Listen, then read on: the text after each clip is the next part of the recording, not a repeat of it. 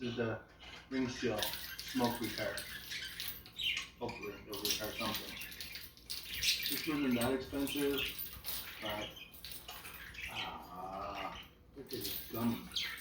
They're not gonna get on my skin. It said to pour the contents. Ooh, look how thick it is. You better do something good with this engine. I cleaned this foam out really well, because I'm not trying to get any debris in this engine that doesn't belong here, because it's already giving me some grief. And I really want to get this sucker small so I could drive it